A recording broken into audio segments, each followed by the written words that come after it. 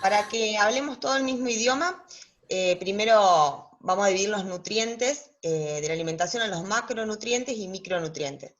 La diferencia principal es que los macronutrientes son los que nos aportan energía, que son los hidratos de carbono o carbohidratos, los lípidos o grasas, y las proteínas. Y los micronutrientes no aportan energía, son las vitaminas y los minerales.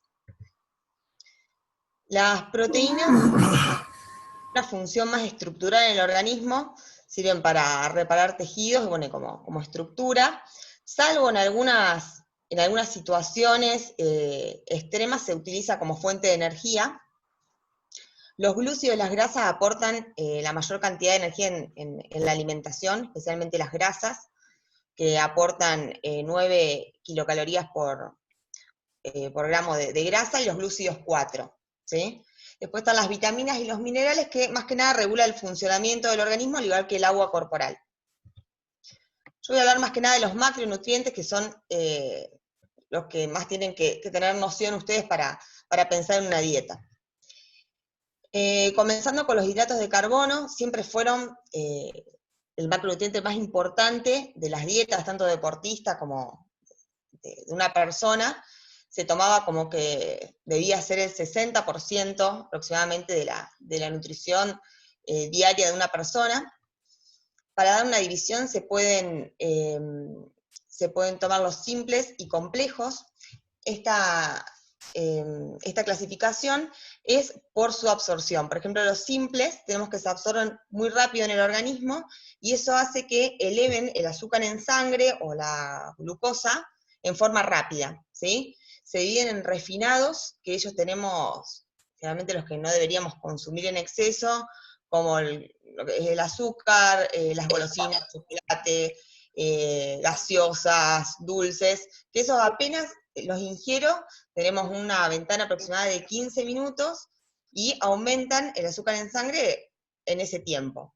Y después tenemos los no refinados, que también son simples porque se absorben rápido, pero tardan un poco más por la cantidad de fibras que contienen, que vienen más que nada de las frutas y verduras, y de los jugos naturales, y de la leche. No olvidemos que la leche también tiene hidratos de carbono, que es la lactosa. Y después tenemos los complejos, que se absorben mucho más lento. Tenemos una ventana de 2 horas para que estos nos aumenten la glucosa o el azúcar en sangre. Y dentro de los complejos tenemos los no integrales, que serían los productos refinados, más que nada el pan, las pastas, bueno, la papa depende su cocción y cómo se consuma, y los integrales, que son los que contienen fibra. Por ejemplo, en los no integrales tenemos el pan blanco, los integrales el pan de salvado, y este nos cambia primero el contenido de fibras, como dije, y vitaminas, y el tiempo de absorción. Siempre que tengamos algún cereal o una fibra, tenemos más tiempo en esa ventana de absorción, y el aumento de la curva de glucosa en sangre va a ser más lenta. Esto nos sirve, este dato nos sirve para planificar una dieta, porque bueno, yo digo, voy a entrenar en 2 horas, bueno, voy a consumir un hidrato complejo para tener esa energía en 2 horas. Uno simple no me sirve para ese momento, me sirve si yo en 15 minutos voy a entrenar, ¿sí?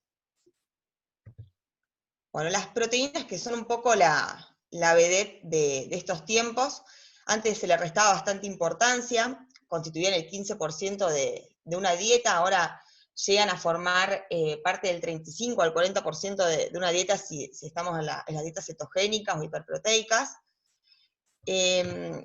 Las funciones, como había dicho, son más que nada estructurales, tanto musculares como óseas. Ayudan con la función inmune, las defensas, hay muchas hormonas que son proteínas, enzimas digestivas, transportan nutrientes, y además sirven como fuente de energía. No es la principal, pero también depende de la composición de la dieta. Aporta la misma cantidad de energía que los hidratos de carbono. Y tenemos diferentes fuentes, las proteínas vegetales y las cárnicas. La diferencia de estas es la cantidad de aminoácidos que contienen. El huevo, por ejemplo, es la proteína que contiene la mayor cantidad de aminoácidos, es la que se toma de referencia para comparar las demás proteínas, tiene todos los aminoácidos necesarios, los esenciales y no esenciales, y las de carne, pollo y cerdo también son bastante completas, no así la de los vegetales.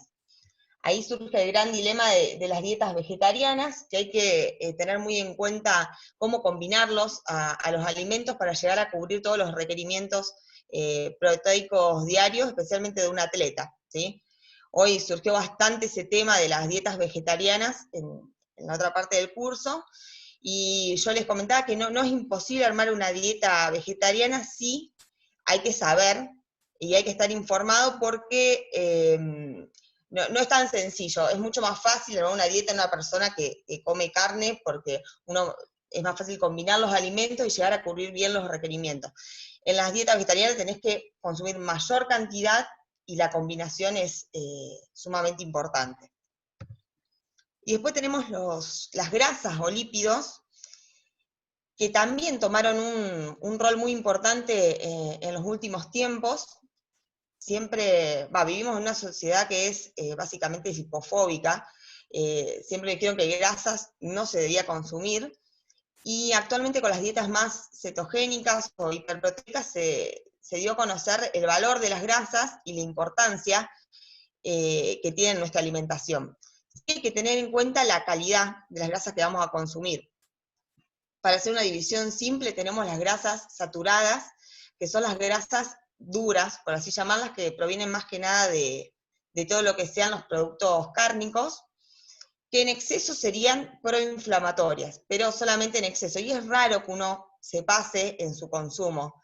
En general, si uno come, no se come 1 kilo de asado, o sea que se pueden consumir con total tranquilidad. Antes se pensaba que eran las causantes de todos los problemas de colesterol alto, causas de infartos, síndromes metabólicos.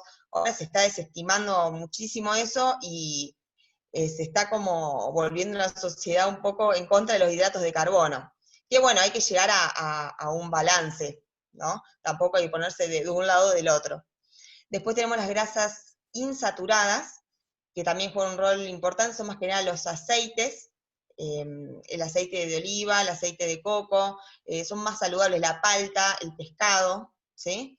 Y las que no deberíamos consumir y que son realmente nocivas son las hidrogenadas, que son perjudiciales para la salud, eso está totalmente comprobado, y son más que nada las que vienen de la margarina, de todos los productos refinados, que son las que realmente son nocivas para el organismo.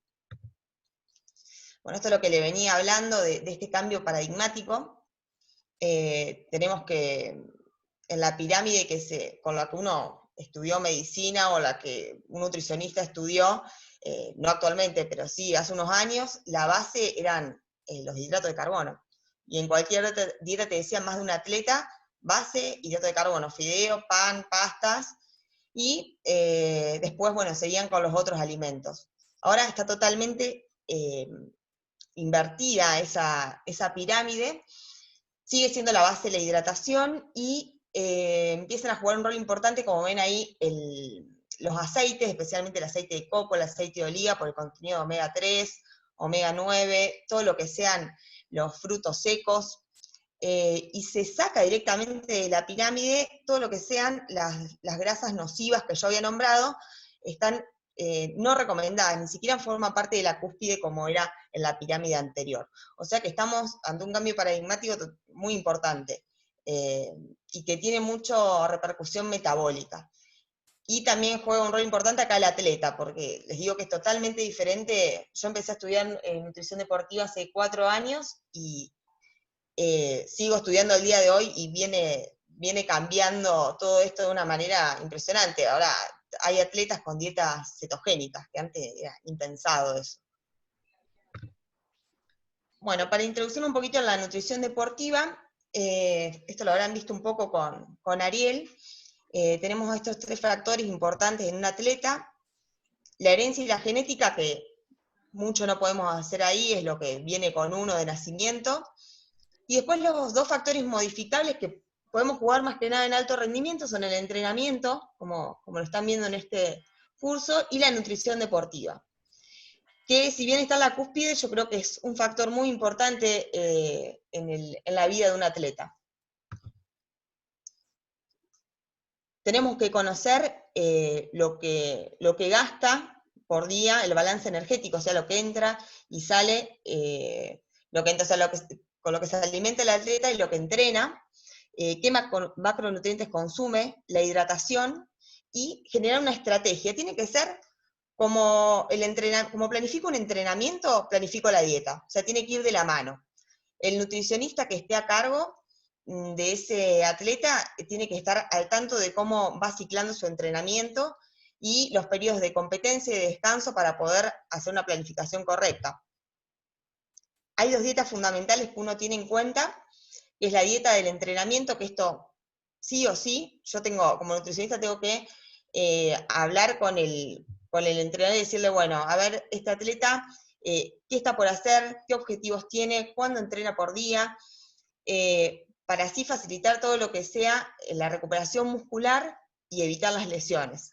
Y la dieta de competición, que siempre yo resalto la importancia de el antes y el durante, que todos le prestamos atención, y el después de la competencia. El después, que también me incluyo como atleta, nadie le da mucha importancia y en general hacemos un desastre en los periodos no competitivos. Y se puede regular para llegar mejor a esos periodos de entrenamiento y de competencia. Bueno, como les decía, importante conocer bien al atleta, a la persona que voy a hacerle el plan alimenticio, hablar con el entrenador más que nada de estos factores. Por ejemplo, yo tengo una atleta que lo veo pelear en el primer round, que lo da todo, que tira, no sé, 1.000.000 de patadas, el segundo round no sirve para nada. O los que son súper explosivos, que tenemos los peleadores de 15 segundos, que también tienen muy buena energía los primeros 15 segundos y después, por llamarlo vulgarmente, se queman. Bueno, ahí tengo que ver qué está pasando con su nutrición. Cómo están siendo los aportes de carbohidratos, si tiene bien las reservas de fosfocreatina. Eso está muy relacionado con el tema de los sistemas energéticos que vieron con Ariel. También tenemos que prestar atención en los que dicen, me acalambro, a ver cómo se está hidratando, si le falta algún mineral. ¿Sí? Es importante eso, realizar análisis de sangre a los deportistas para ver si le está faltando algún nutriente, tener en cuenta la parte endocrina, ¿sí?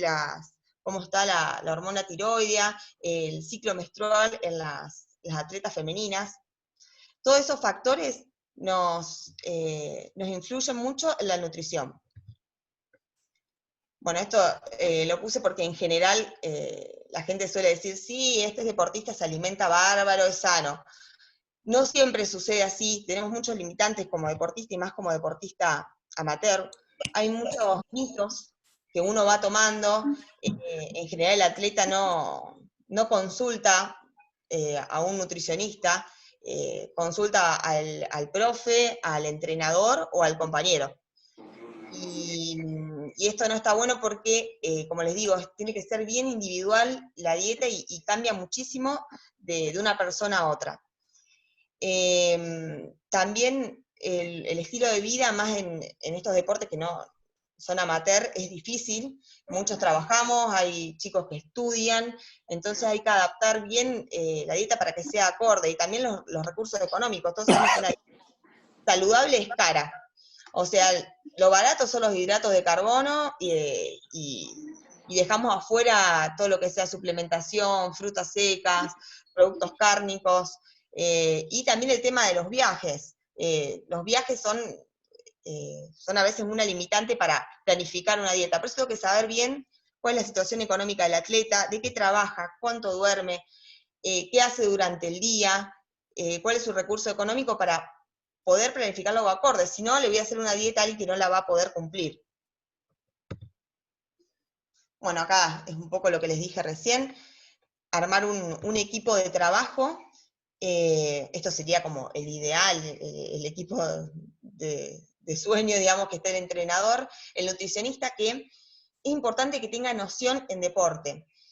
Si bien puede ser un muy buen nutricionista, tiene que saber de nutrición deportiva, si no es complicado y es muy diferente cómo se aborda un paciente que es deportista de élite a un paciente que es físicamente activo o que es sedentario. Siempre es importante tener en el equipo un kinesiólogo, un psicólogo deportivo, un médico deportólogo. Bueno, ese es un tema con los médicos, en general nosotros estudiamos medicina en base al paciente sedentario, o sea, la nutrición del paciente sedentario y la patología del paciente sedentario. Yo creo que ustedes habrán encontrado con médicos que le han dicho, sí, tienen que dejar de entrenar 3 meses porque se torció el tobillo, por ejemplo, ¿sí? Hacer reposo, eso va en contra totalmente del atleta. Siempre buscar especialistas en deportología. Ganamos tiempo y calidad en todos los tratamientos. Bueno, después el entrenador y el preparador físico que tienen que estar en el equipo. Y todo esto es muy importante, la comunicación entre ellos, y que conozcan en forma integral a la persona que están entrenando. Esto lo veo como fundamental y a veces difícil de armar, pero bueno, si queremos llegar al alto rendimiento y obtener resultados serios, hay que intentar armar un equipo así. Bueno, en cuanto al requerimiento energético para armar una dieta en un atleta, tengo que tener en cuenta, bueno, el peso, el factor hereditario, que sería el metabolismo, la contextura de la persona, y el balance energético. Se los voy a explicar de una manera simple. El balance energético sería la entrada, o sea, lo que come, y el gasto energético tenemos 3 factores importantes, que son la tasa metabólica basal, la termogénesis de los alimentos y la actividad física. La tasa metabólica basal es lo que gasta el organismo, lo que gasta uno por estar vivo, ¿sí? Constituye el 64% del gasto total, aproximadamente. El mayor gasto es el que cumple el organismo por estar despierto, por estar vivo, por cumplir las funciones para subsistir. Después tenemos la termogénesis de los alimentos, se refiere a lo que uno gasta de calorías por digerir un alimento. Acá en este gráfico lo que se puede ver es que las proteínas, como ven que es la curva más grande, es lo que más me hace gastar energía en la digestión. A ver, ¿por qué es importante esto? Tengo un atleta que tiene que bajar de peso, es importante que consuma mucha cantidad de proteínas. Puede ser una dieta hiperproteica o no, pero tiene que ser la base de su alimentación, porque esto lo va a hacer aumentar esa tasa metabólica. O sea, ese atleta va a gastar más en digerir, ¿sí? Y ven que los lípidos o las grasas es lo que menos se consume para digerirlo, lo que menos me hace gastar energía. También importante en un atleta que no tiene que bajar de peso, o sea, realizar la combinación exacta para que los alimentos me actúen a favor de mi objetivo. Cualquier cosa me van preguntando, porque yo estoy hablando, no sé si se entiende o no, se sacan de última el microfonito y me van preguntando. Bueno, el gasto energético en reposo del que les hablaba varía mucho por el sexo. Está estudiado que los hombres tienen mayor gasto metabólico que las mujeres. El tamaño del cuerpo, no es lo mismo el gasto metabólico de una persona de 100 kilos a una de 40. La masa magra, cuanto más músculo, más gasto, ¿sí? Más gasto tengo. Con la edad disminuye el gasto energético, uno se vuelve como económico. El ciclo menstrual, bueno, es un tema aparte en las mujeres, cómo va variando todo el requerimiento energético. Sistema endocrino, como les decía, el tema de patologías tiroideas o la función tiroidea, eso, bueno, también es un tema a desarrollar. El sistema nervioso, o sea, todo lo que sea el estrés físico. La temperatura, que esto hay que tenerlo en cuenta, más que nada en las competencias, en qué clima va a competir el atleta o en qué clima entrena, que varía el gasto. Bueno, factores como fiebre que aumentan mucho el gasto energético, y se dice que la actividad física también puede hacer variar el gasto energético en reposo. Más que nada por el tema de la masa magra, se cree eso. Después, el gasto energético por actividad física es el componente más variable de individuo a individuo, o sea, yo a 2 personas le doy la misma planificación, y una me puede gastar 1000 calorías en hacerla y otra 400, 500, depende de un montón de factores. Disminuye con la edad y con el atleta entrenado. No es lo mismo darle un circuito fosfágeno o como decía, una resistencia a la potencia a alguien desentrenado que se va, primero que lo voy a lesionar, y segundo que va a gastar muchísimas calorías, a uno que está entrenado y está adaptado a eso, va a gastar la mitad. Siempre el organismo tiende a ahorrar. A veces eso nos juega a favor y otras veces en contra. Pero se vuelve como metabólicamente inteligente con la edad y con el entrenamiento. Bueno, para calcular cuánto gasta un atleta en un entrenamiento, tenemos que se puede calcular a través de tablas, ¿sí? Se usa el sistema de MET que calcula, hay tablas que dicen, bueno, haciendo bici fija gasto 4 MET, se multiplica por el peso y puedo sacar un estimativo de lo que gasta el individuo. Obviamente no es exacto, ¿sí? Hay estudios hechos en boxeo, en deportes de combate, se toma eso como referencia, es lo que uso yo para armar una dieta. Porque después hay métodos directos, pero son carísimos y no se utiliza mucho, excepto en centros de alto rendimiento. Bueno, entonces para cerrar un poquito esto, tener en cuenta siempre las características biológicas, o sea, el sexo, la edad, el peso, la talla, la composición corporal de un atleta, las características del entrenamiento, o sea, la duración, intensidad, frecuencia, la actividad, esto importantísimo fuera del entrenamiento, la profesión y el descanso, y las condiciones climatológicas que me varían bastante con el tema de las calorías que se gastan y con la hidratación. Bueno, también tema fundamental, hidratación en el atleta. Sabemos que el agua corresponde al 70% del cuerpo es agua, y tenemos que el músculo está constituido el 75% por líquido, o sea que es claramente importante en el deporte. Una persona inactiva se recomienda que consuma entre 2 litros y 2,5 litros de agua por día. En los atletas yo lo suelo calcular con la cantidad de calorías. Es muy variable con lo que entrena y con lo que gasta cada uno, pero en general es 1 litro cada 1000 calorías. Por ejemplo, yo tengo un atleta que le hago una dieta con 3000 calorías, tengo una base de 3 litros de agua que consuma más lo que gasta en el entrenamiento. Eso para que funcione bien metabólicamente. Y siempre les enseño a los pacientes una forma fácil y práctica para ver cómo están hidratados, es evaluar el color de su orina. Tiene que ser siempre como ahí está en la lupa, un color como una limonada clara. Si yo veo que la orina es oscura, ahí es que requiero más cantidad de hidratación. Y es un método fácil para el atleta que lo puede evaluar todos los días, cómo es el color de su orina. Y otro método importante es el peso, la variación de peso que tengo durante el entrenamiento. Por ejemplo, lo peso al atleta o le digo que se pese en una balanza común antes de entrenar y después de entrenar. Si yo veo que tiene una variación del 1% de su peso, está bien hidratado. Si ya me varía un 5%, estoy ante un atleta que tiene mucho gasto por sudoración y tengo que prestar atención en su hidratación.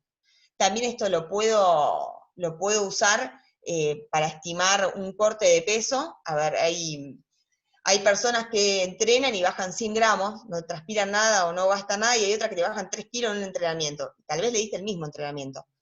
Siempre está bueno tener en cuenta con quién estoy trabajando, entonces esto tenerlo medido, ¿sí? No llegar al momento de cortar peso o llegar a una competencia y que se me deshidrate un atleta y que eso lo lleve a una lesión, porque es de las personas que consumen mucho líquido al entrenar. Así que son 2 métodos fáciles, el de la orina y el del peso, para controlar la hidratación del atleta. Bueno, ¿hasta acá alguna duda? De paso me voy a hidratar un poco. ¿Algo que me quieran preguntar? Guille, una consulta. Dale. Yo mayormente cuando entreno, sé que soy un bicho raro en ese sentido, me olvido, por una cuestión de que me meto en entrenamiento y no me hidrato. Yo tal vez no siento que me haga mal ni nada por el estilo.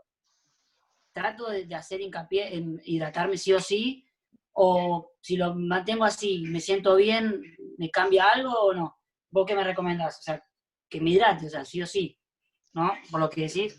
Como te digo, varía un montón de persona a persona. En general, la recomendación es que cada 15 minutos se tome un sorbo de agua, viste lo que te entra en la boca de agua, en entrenamientos que duran 1 hora. En entrenamiento de más de 1 hora se recomienda, aparte de agua, alguna bebida isotónica. Pero te digo, tal vez tu organismo, vos venís bien hidratado durante el día y haces un entrenamiento que no te consuma mucha energía y no te consuma mucho líquido, vos sos un atleta, no te quiero llamar viejo, pero Sí, sí, maduro, y te sí, digo, y sí. el metabolismo se adapta mucho. A mí también me pasa que a veces hay entrenamientos que veo que se toman 3 litros de agua los pibes y yo no tomo Sí, un sorbo de agua, pero no, me no pasa tampoco eso, yo siento la... me comparo, y es más, cuando después a veces me peso antes de entrenar, y cuando termino de entrenar, me pasa eso, me voy 2 kilos, kilo y medio, que obviamente lo recupero después tomando agua o, viste, hidratándome, pero me pasa mucho eso, pero la verdad que no siento que me baje el rendimiento ni nada por el estilo. Sí, como te digo, es muy individual. La recomendación es que te vayas hidratando para no hacer esa pérdida de Bien, peso abrupta, viste, y que esa te pueda bien, llevar a alguna lesión por pérdida de minerales, más que nada, viste, a nivel muscular. bien. Pero te digo, es individual. La recomendación es hidratarse. Te entiendo bien lo que me planteás porque sucede que varía. Te puedes controlar eso, lo del peso y la orina, y con eso tener una Bien, idea si estás deshidratado o no. La idea es no llegar a perfecto. tener la sensación de sed. Uno cuando tiene la sensación de sed o de boca seca ya está deshidratado, ¿sí? Sí, Puesto ahí un cuadrito, mirá.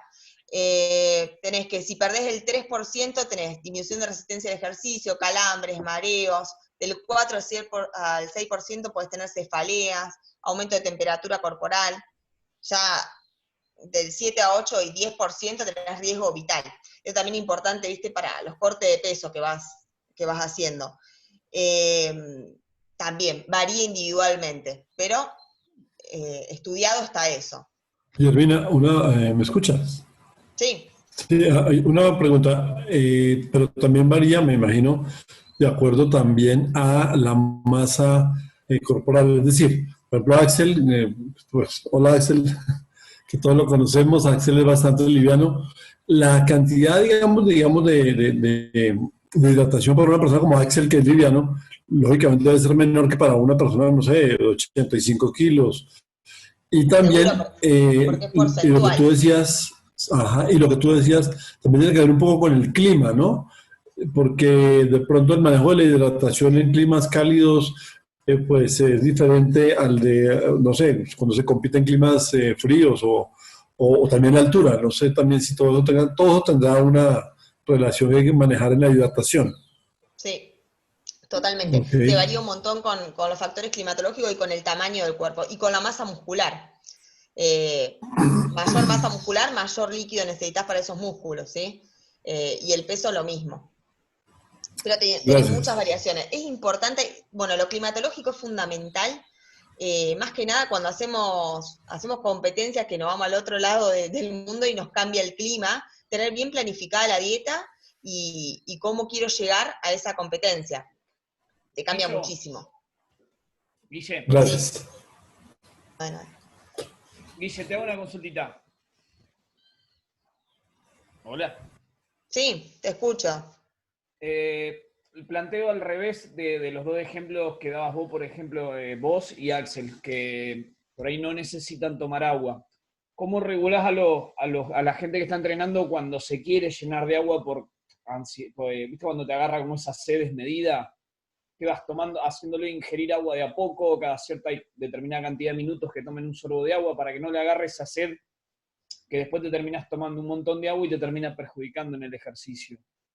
Sí, probablemente esa persona que le agarre esa sed extrema es porque viene deshidratada de antes. ¿Viste? Recomendarle que se hidrate durante el día y el tema del consumo del sodio. Probablemente pasa en personas que vienen de trabajar o vienen aceleradas, súper estresadas, o que comen muy salado, empiezan a moverse, pierde líquido y se deshidratan muchísimo más rápido porque ya venían deshidratados, ¿sí? Recomendarle que se hidraten antes de entrenar y durante, lo ideal es, como decía, cada 15 minutos lo que te entra en un buche de agua. Más que eso ya es hasta nocivo porque uno no lo digiere bien, ya te genera pesadez, ¿viste? Evitar eso. Recomendarle más que nada que se hidrate durante el día. Eso es importante. Lo mismo que las bebidas, bueno, vos que das clase, las bebidas isotónicas, el Gatorade y el Powerade. Te viene el sedentario que viene caminando con el Powerade en la mano y capaz que no toma una gota de agua, eso lo deshidrata más, ¿sí? Siempre educar al que estoy entrenando, decirle, no, mira, agua al entrenamiento. Ahora, si voy a entrenar en un clima como Paraguay o el Caribe, que bueno, tengo 45 grados 50, y voy a transpirar muchísimo, y voy a entrenar más de 1 hora, ahí sí empezar a combinar el agua con alguna bebida energizante. Antes no lo necesito. ¿Sí? Y bueno, y recalcar esto de la hidratación durante el día. Sí, tomar como costumbre, una buena y sana costumbre, tomar agua todo el día. Exacto, sí. Más en los atletas, ¿no? ¿Te puedo hacer una pregunta? Sí, ¿Te puedo hacer una pregunta? Lo que se considera que uno toma de hidratarse por día, por ejemplo, ¿se puede tomar en cuenta, por ejemplo, que estamos tomando mate? ¿Entra dentro de la hidratación diaria o no sirve? ¿O es agua? ¿Es agua solamente? Hoy también estuvimos hablando de eso. Ah. La recomendación es agua, pero ¿qué pasa? También entra líquido con el mate. Lo que tengo que tener en cuenta es que el mate te aumenta la diuresis, o sea que vas a necesitar más cantidad, ¿sí? Viste que vos te tomás un termo de mate y seguís teniendo sed, porque orinás mucho más, te estimula la diuresis. Entonces, tenés que compensar esa parte, pero te hidratas, no es que no, ¿sí? Tenés que tener en cuenta esa variación solamente. Perfecto. Es más, yo tomo muchísimo mate, tengo que tomar el doble para poder estar bien hidratada. Ah, perfecto. Gracias. Eso es lo que te varía, igual que las otras infusiones, como el té, ¿viste? En general estimulan más la diuresis que el agua sola. Claro. Bien. Bueno, ¿alguna otra cosa que me quieran preguntar? Porque pasamos ahora a suplementación, que viste es un tema que va a generar más preguntas. Si quieren preguntarme algo de lo que hablé antes, díganme ahora que es más fácil. Bueno. Guille. Sí. ¿Cómo estás? Perdón, yo voy un poquito más atrás con la parte de alimentos. Sí. No sé si me lo perdí o no, pero el tema de cómo dividir las comidas, eso hay viste que hay muchos mitos, no sé, de comer entre 3 veces al día, 4 veces al día, o meter algunas colaciones. Eso, ¿vos cómo lo recomendás como para empezar a generar un hábito de buen comer, digamos, en el día? Sí, eso lo hablo un poquito al final, pero si querés lo planteamos ahora, es lo mismo. Mirá, como así cambió la pirámide esta de alimentación, cambió también el tema del tema de las dietas y la frecuencia con la que uno come. Se decía primero que uno tenía que hacer entre 4 y 6 colaciones por día para mantener el metabolismo activo, y para el atleta es sumamente importante hacerlo de esa manera. Hoy en día hay estudios científicos que avalan el tema de hacer hasta 2 comidas diarias, y que eso no sería nocivo para el organismo. Es totalmente individual, ¿sí? Yo tengo pacientes que les digo, hacete un ayuno intermitente, por decirte, por ejemplo, tengo un paciente que me dice, no, yo no me gusta desayunar, me gusta entrenar en ayuna y me la banco re bien. Perfecto, está metabólicamente adaptado para hacer eso. Sí, tengo que adaptarle la dieta para que las comidas que realiza durante el día no se quede corto con los nutrientes, ¿me entendés? Que diga, bueno, entrena en ayuna, le gusta, se la banca, su metabolismo está adaptado a eso, que bueno, que haga un buen almuerzo, una buena merienda y que se hidrate bien, ¿sí? Y también tengo el otro extremo, que te dice, no, yo tengo que comer cada 2 horas, porque si no, me mareo cuando entreno, o no sirvo. Bueno, perfecto, le adapto a que lo haga así. ¿Sí? Se pueden hacer cualquiera de las 2 estrategias. y son válidas. Te digo, cambió muchísimo el paradigma ese del comer todo el día y subestimar, en cierto modo, a las adaptaciones del organismo. Nosotros tenemos un metabolismo totalmente ahorrador. Estamos diseñados, por así decirlo, para pasar hambrunas, digamos. Uno podría hacer ayunos durante varios días y que pueda seguir viviendo, ¿sí? Como también estamos adaptados a comer todo el día. Depende el organismo y el metabolismo de cada uno, y es cultural también. No sé si respondí a tu pregunta. Bárbaro. Sí, sí, genial. Bueno, ¿algo más? Guille, Sí. sobre esto que te preguntaba Emi, ¿hay manera de medir si, más que nada para no confiar simplemente en la palabra del competidor, sino de medir si su metabolismo realmente funciona bien en ayunas o comiendo mayor cantidad de veces por día, o es por ahí confiar un poco en la palabra del atleta, básicamente? Siempre, si va a tener un atleta de alto rendimiento, importante tener un análisis bioquímico completo, ¿sí? De base, para medir cómo están sus reservas nutricionales. En general pedís cómo está el colesterol, los triglicéridos que son de reserva, podés medir la hormona tiroidea, el cortisol, que es una hormona estresora, te dice cuánto estrés tiene ese organismo. También, bueno, en orina tenés varios parámetros que te miden cómo está un paciente nutricionalmente, pero más que nada es lo que te dice el atleta y cómo lo ves vos en cuanto a fatiga, a lesiones musculares, a lesiones en general, y a la resistencia que tenga y la explosividad, ¿sí? ¿Viste? Ahí uno dice, no, me siento bárbaro, y vos lo ves que el flaco no explota, que no se puede ni mover, como así tenés, por ejemplo, te hablo yo de mi dieta, yo puedo entrenar en ayuna tranquilamente, y es lo mismo que si coma antes o después, varía muchísimo. Pero está bueno siempre tener un análisis bioquímico del atleta. Perfecto. Muchas gracias, Guille. Bueno, en cuanto a suplementación, es un súper tema. Da para hacer un curso de suplementación y hay muchísimos mitos. Es muy difícil recomendar una suplementación. ¿Qué pasa? Hay pocos estudios científicos que avalen los suplementos.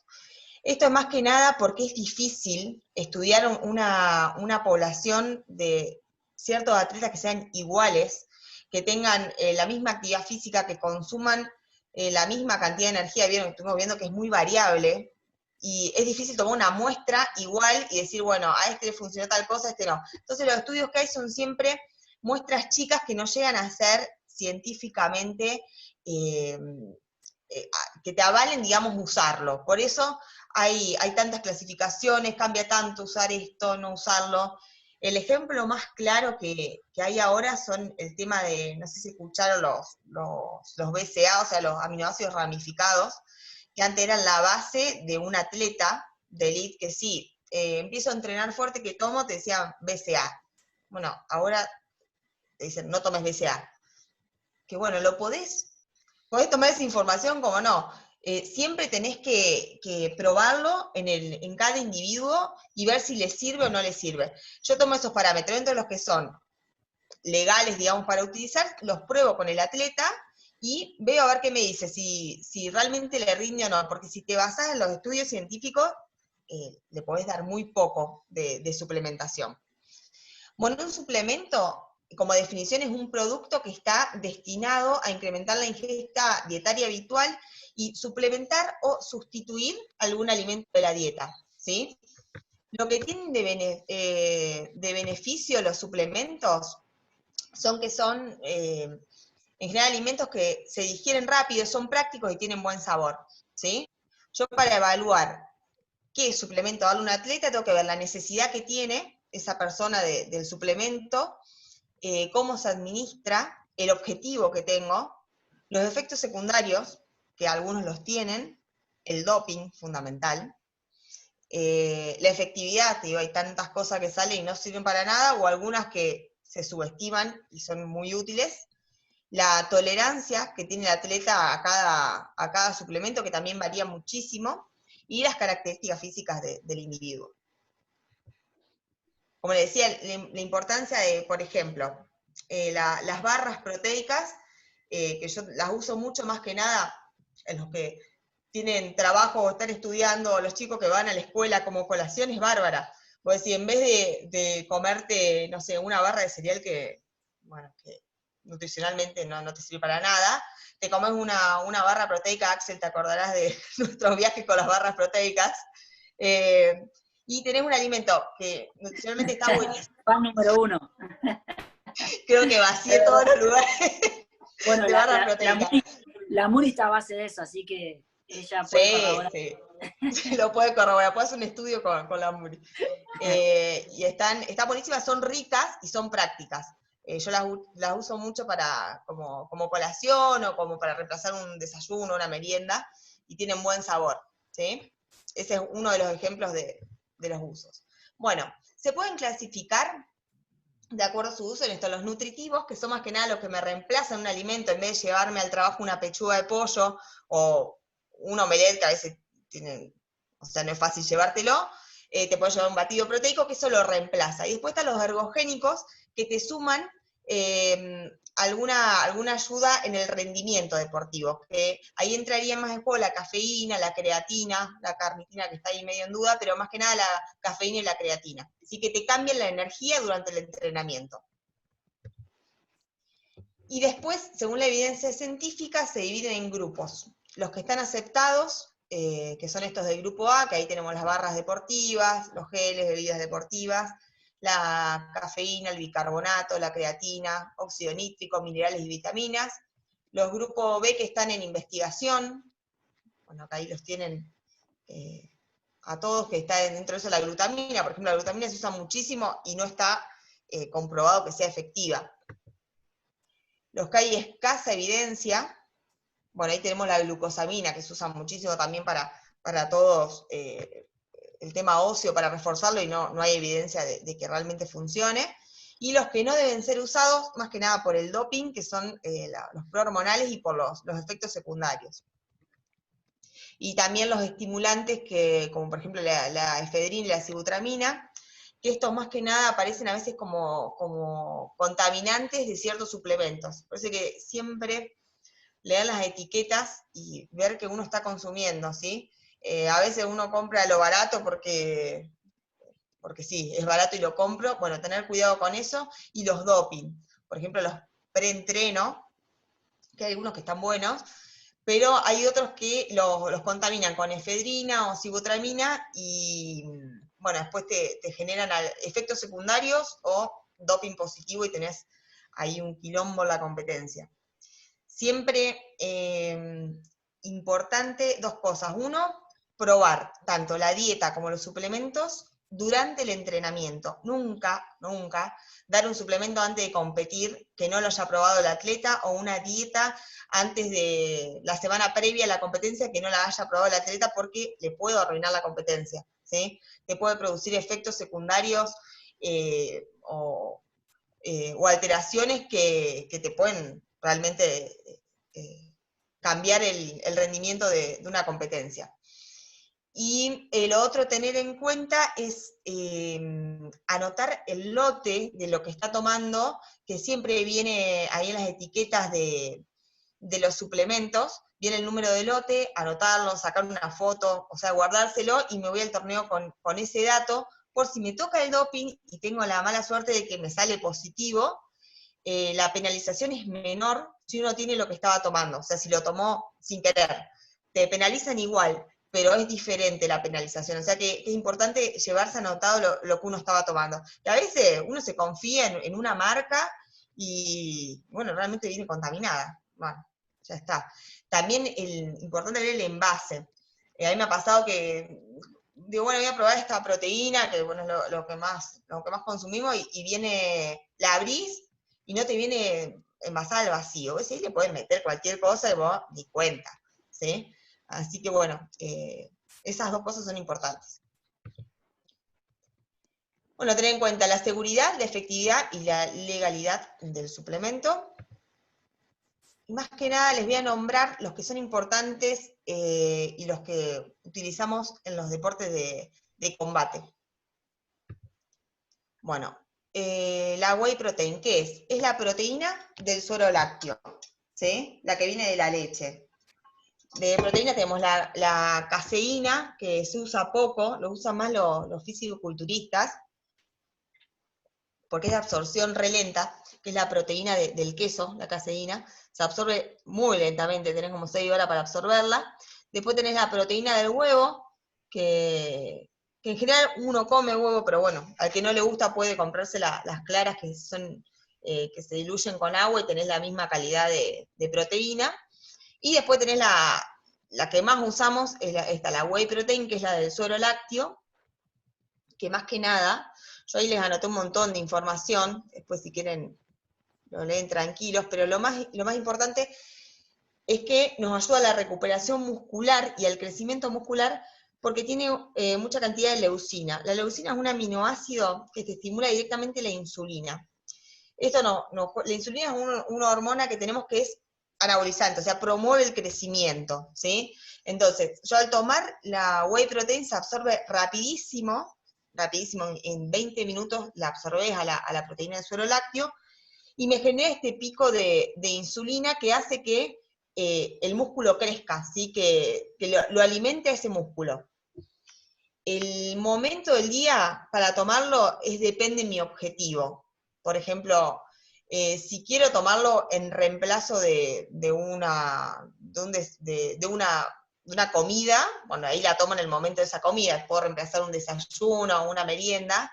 Si quiero crecer muscularmente, está bueno usar la ventana metabólica, se llama, o ventana anabólica, que es apenas termino de entrenar, tengo 2 horas en que toda la sangre va hacia el músculo, o sea, está concentrada en esa parte. Entonces, si la tomo en ese momento a la whey, ahí es el momento ideal para generar ese crecimiento muscular.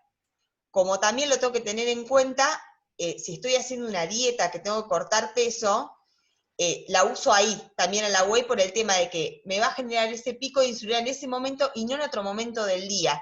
Entonces, no voy a estar tan anabolizado. Por ejemplo, si yo a la mañana me tomo una whey, ahí tiro el pico de insulina y tengo como que todo el tiempo voy a estar en crecimiento muscular. Si la tomo ahí después de entrenar, ya corto un poco de eso. Varía muchísimo también de individuo en individuo, pero en general esa es la recomendación.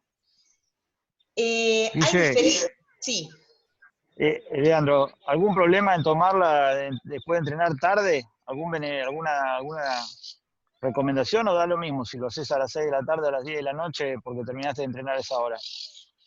Y después vas a cenar. A ver, el beneficio depende de tu dieta. A ver si vos vas a entrenar y vas a cenar a la hora, al pedo va a tomar la whey, porque vas a comer ahí, ¿me entendés? Te conviene usarla en otro momento del día, ¿me entendés? Porque vas a estar metiendo mucha proteína junta. Si vos terminás de entrenar, qué sé yo, 8 de la noche, a las 9:30 cenás, te tomás 8:30 la whey protein, a la hora estás cenando un pollo con huevo, por así decirte, tu organismo no va a absorber toda esa proteína y vas a perder en general, ¿sí? Ahí te conviene directamente hidratarte bien después de entrenar, cenar un poco más de huevo con pollo y la whey protein tomarla en otro momento del día. ¿Se entiende? Perfecto, en algún entrenamiento físico anterior, sí, perfecto, gracias. Bueno, y esta es una diferencia que es importante, que a veces se confunde bastante los diferentes tipos de whey que tenemos. Tenemos los concentrados, que es la que te dice en el envase whey protein, ¿sí? Que tiene, bueno, entre el 25, es bastante variable la cantidad de proteína, la concentración entre el 25 y el 89%. La diferencia principal está en la lactosa. Esto tenerlo muy en cuenta en los que te dicen, tomo la whey y me inflamo, me da gases, me da diarrea. Bueno, ojo con la lactosa. La común, la whey, el concentrado, tiene alto contenido de lactosa. Y tiene del 1 al 9%, depende la marca, de grasa. ¿Sí? Depende del objetivo que yo tenga, ahí me tengo que fijar la grasa o no. Si quiero aumentarlo de peso o quiero bajarlo un poco de peso. Es la más barata, el concentrado. Varía entre comprarse una whey común entre 1.000 pesos, después tenemos el aislado que te sale alrededor de 1.500 y un aislado hidrolizado o hidrolizado ya está arriba de 2.000 pesos, ¿sí? Depende del objetivo de cada uno. Después, como les decía, está el aislado que está más concentrada la proteína, tengo una mejor proteína ahí, la absorbo más rápido y es mejor, realmente es mucho más recomendable. No tiene casi nada de lactosa, o sea que provoca poca tolerancia, yo es la que más recomiendo el aislado, y tiene poca grasa, en general las que más tolera el atleta. Después tenemos el concentrado hidrolizado, que es un mixto, el hidrolizado, que es lo que tiene es que se absorbe más rápido, es la que más rápido se absorbe de todas, esa es la gran diferencia. Después, en cuanto a lactosa y cantidad de grasa, no varía mucho con el concentrado, pero bueno, se digiere muy bien la hidrolizada. Y después tenemos una mixta, que acá en Argentina no se usa mucho, pero bueno, es muy similar al aislado sola. Yo, entre el aislado hidrolizado y el aislado, me compro el aislado que es más económico y se tolera muchísimo mejor. Y se tolera muchísimo mejor que el concentrado. Digo, hay atletas que toman el concentrado común y lo toleran bárbaro. Por ejemplo, yo tengo atletas como Jonathan Barco que le da el concentrado y tolera bárbaro, ¿viste? Y tenés otros que no, que les hace re mal. Así que esto, ir probándolos en cada uno. Pero esa es la diferencia que está bueno saberla, porque a veces uno no entiende, no sabe si es lo mismo uno o la otra. Ese cuadrito está bueno para que lo recuerden. Bueno, después la dosis que se usa de proteína depende digamos, los requerimientos energéticos de cada uno. Puede usar la cantidad que quiera, ¿no? Depende de la cantidad de proteínas que yo le quiera dar a un atleta durante el día y cómo la vaya reemplazando. Hay atletas que le puedo dar mucha comida y no necesito la whey, hay otros que sí, entonces la utilizo. En general, se toman 1 o 2 medidas por día. Bueno, la creatina es el suplemento más estudiado, es totalmente, es viejo, ¿sí? Y es el que está más probado que sea efectivo, especialmente en los deportes de combate y que necesito mucha explosividad. Lo que hace la creatina es un aminoácido que está formado por arginina, glicina y metionina.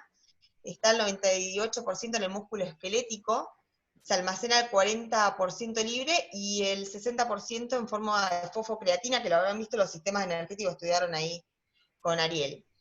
En los alimentos lo tenemos más que nada en el pescado y en la carne roja, en baja cantidad. Ahí está el tema de que siempre uno suplementa con creatina. Bueno, la produce el hígado, el riñón y el páncreas, y la modula la insulina y el sodio. Se mejora con las dietas alcalinas. Eso está medio en discusión ahora. Bueno, el requerimiento, acá esto dice 2 gramos por día, varía en el objetivo del atleta. Esto lo toma como en un sedentario. En general se calcula, yo les digo, creo que lo puse más adelante. Se los digo ahora sí. En general se pueden hacer 2 estrategias con la creatina. Se puede hacer una carga, que ahora está medio en desuso, pero en algunos atletas me sirve. Los que vienen más que nada con ganas de crecer muscularmente, se hace una carga que se toma 0,3 gramos por kilo, que esa carga la hago durante una semana o 10 días, y la puedo distribuir, porque más o menos hay algunos que requieren hasta 25 gramos, la puedes distribuir en el día como quieras, porque actúa por acumulación la creatina, se acumula en el músculo, entonces después se utiliza cuando haces la actividad física esa explosiva, ahí las vas usando, o sea que actúa por acumulación. O si no, puedo hacer una dosis de mantenimiento, que la dosis es 0,03 a 0,05, después está anotado más adelante, por kilo por día. Que si hago esa dosis, sí me conviene tomarla antes o durante el entrenamiento, porque la voy a usar ahí, ¿sí? También actúa por acumulación. Si se me ocurre tomarla a la mañana porque me queda más cómodo, me gusta tomarla a la mañana, la puedo tomar y entreno a la tarde y la voy a tener a la fosfocreatina disponible, ¿sí? Porque pasa esto que se acumula ahí en el músculo y actúa por acumulación. Pero hay estudios que notan cambios en la efectividad si lo tomo antes o durante el entrenamiento. No sé si son cambios más placebo o realmente son fisiológicos, no se sabe bien, pero tienen que probarlo en cada atleta. Bueno, lo que hace la fosfocreatina más que nada aumenta la masa muscular, ¿sí? Esto es un mecanismo que lo hace a través de la acumulación de líquido que estimula el crecimiento de la masa muscular. Es bastante complejo, pero está comprobado que es efectivo. Aumenta la resistencia y la potencia, esto es fundamental en los deportes de combate. Y se sabe que mejora si lo consumo con hidratos de carbono. Esto, o sea, es mejor, por ejemplo, tomar la creatina, encima es más rica, porque el sabor en sí de la creatina es feo, con un jugo de naranja exprimido es ideal, porque ahí ya le meto azúcar y el sistema de transporte para absorberlo depende del azúcar, así que eso sería óptimo, ¿sí? Como efectos, bueno, acá me dice, se utiliza para mejorar la capacidad de realizar trabajo físico y ayuda ergogénica, para cubrir, bueno, demandas energéticas. Hay solamente un 10% de efectos adversos que están relacionados más que nada con la retención de líquidos.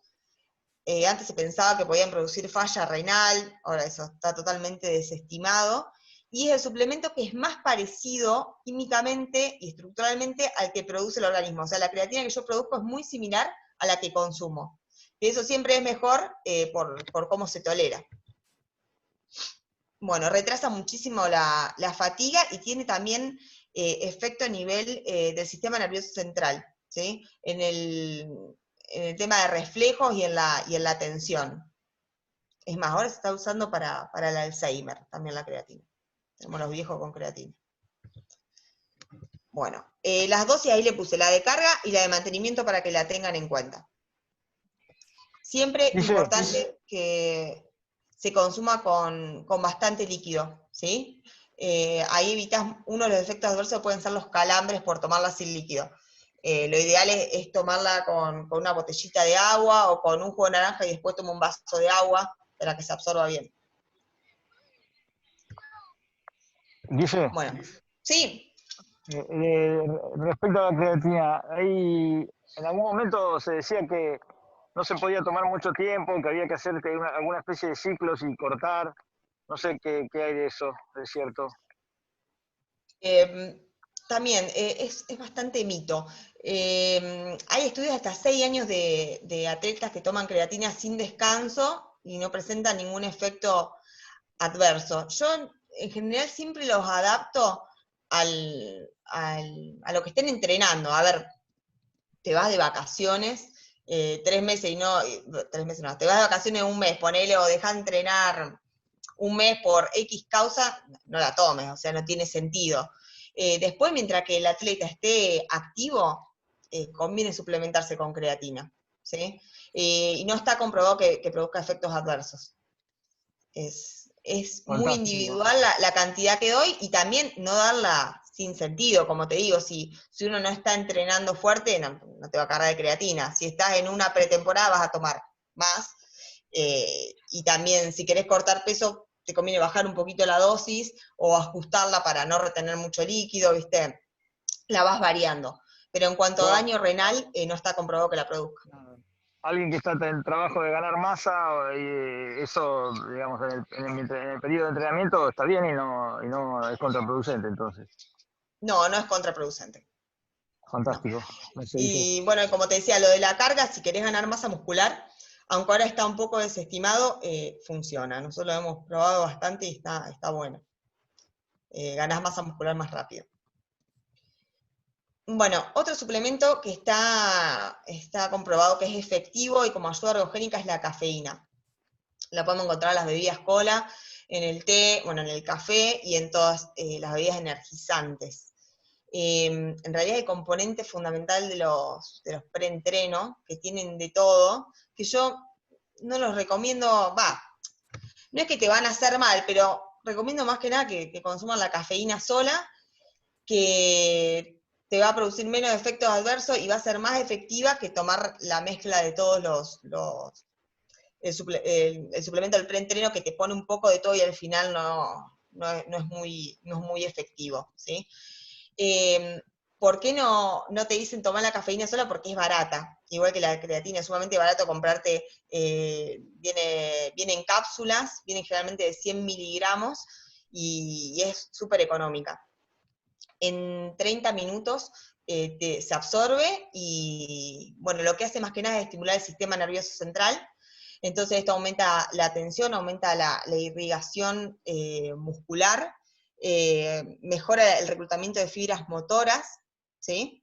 Y te activa, es un suplemento que te genera secreción de adrenalina, o sea que está muy bueno como preentreno. Obviamente, siempre probarla, como les digo, en periodos de entrenamiento, no mandarse la cagada de tomarla antes de una competencia sin haberlo probado, porque tiene efectos adversos, como son todos los del sistema nervioso, que son taquicardia, exceso de sudoración, que no están buenos si uno no prueba la dosis.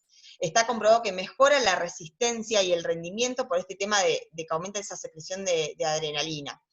Y también tiene un efecto yo no sigo mucho el orden de lo que puse, tiene una mejora del rendimiento porque lo que hace es lipolítica, o sea, ayuda a romper los depósitos de grasa, y eso hace que yo tenga mayor disponibilidad de combustible para entrenar. Y a su vez, si tengo un atleta que quiere quemar grasa, también ayuda muchísimo con ese tema. La dosis también es variable, se recomienda de 3 a 6 miligramos por kilo, y como le digo, los comprimidos vienen de 100 en general. Si ustedes tienen un preentreno, fíjense la cantidad de cafeína que tiene, cuanto más cafeína, mejor va a ser el efecto que tenga ese preentreno, ¿sí? Como les digo, es un suplemento súper noble, en el doping está aprobado, o sea que lo pueden utilizar hasta en competencias, y mejora muchísimo el rendimiento del atleta.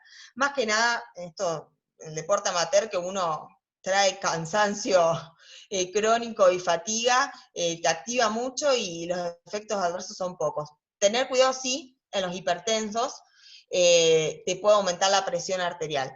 Obviamente tenés que tomar una dosis alta para que te aumente, o sea que ir probándola e ir evaluando cómo está la persona con eso.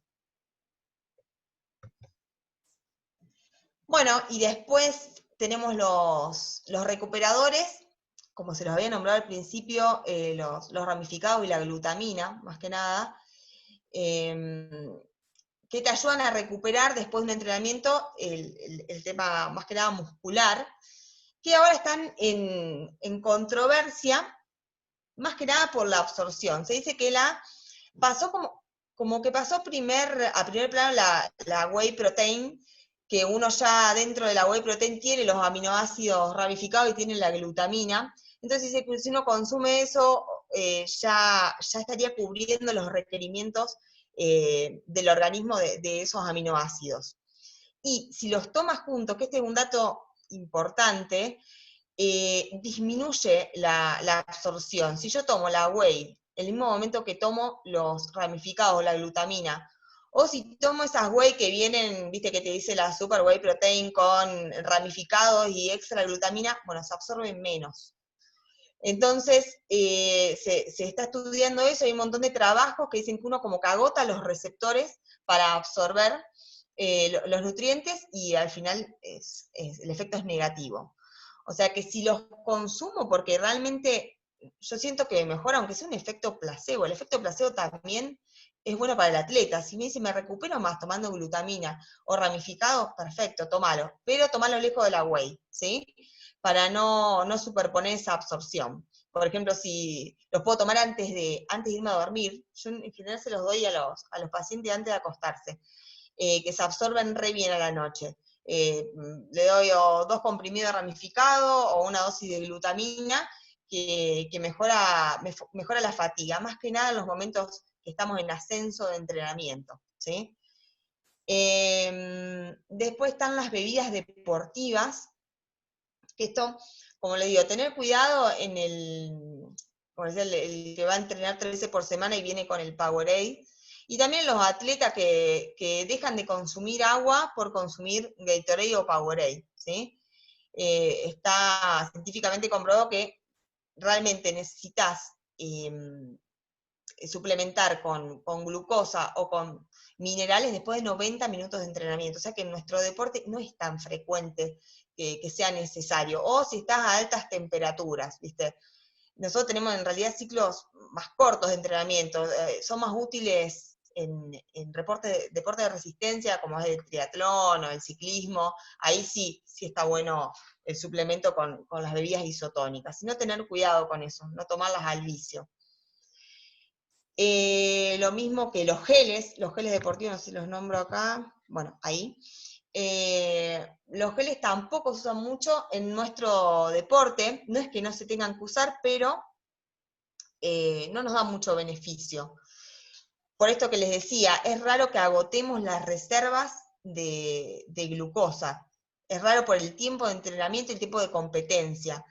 Y más que nada en un atleta de élite. El atleta de élite está metabólicamente adaptado para competir o entrenar horas y que no genere una hipoglucemia, porque como les decía hoy, el organismo es metabólicamente inteligente y usa todas las reservas que tiene, y más de un atleta. Eso va mejorando con los años.